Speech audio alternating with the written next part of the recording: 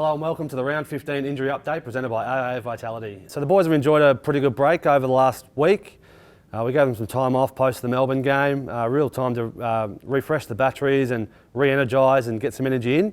And then we've been back to work since Monday this week and put in a pretty solid training week heading into the Adelaide game on the weekend. So Jeremy Howell, with that injury from round one, he's put together a really good training block. He's been in full training for basically a month now, real pre-season type of loading as well. So he's been doing a lot of running on top of the team training, been in full contact drills and everything like that. So we're really confident that Howie's good to go for a really strong back half of the year. He's available this weekend, which is really exciting, and we're looking forward to getting Howie back out there on the park and playing some footy. Joe Richards from a hamstring, so he's had a pretty long layoff too. Been out around about sort of 8 or 9 weeks now with that hamstring injury. Had a little bit of a hiccup midway through, but since that point in time, he's been really squeaky clean.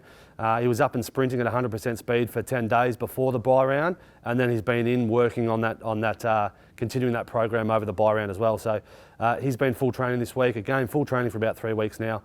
We're not seeing any issues with Joe at the moment, so he'll be available for action this weekend. So it's exciting to see him get back out there looking for a big second half of the year. Jamie Elliott, so missed a couple of weeks towards the bye round or leading into that Melbourne game with a shoulder injury, and then he's been sort of a bit clunky over the rehab. It's been a bit like we make a couple of progressions and then he sort of has a bit of soreness, so we have to settle things down for a couple of days and then we make some more progressions. And he's at a point now where he's really good, and today's session was a real test out for him. So full contact session, it was his first time in that. He's pulled up from that really well and was really good functioning within that. So we just have to see how that responds over the next 48 hours. He's an assess at this stage, but we're really hopeful that he'll be available for this weekend's game. He's tracking the right way. Fly will be able to provide an update post the next training session as to where that sits with Jamie and how that determines his availability for this weekend. Dan McStay, so he was reported earlier in the week as being really, really close to returning, and he'd been in ball work and match play and that kind of thing right up in the week leading to the Melbourne week, and then we were really hopeful that he was going to come out of the bye round and be available.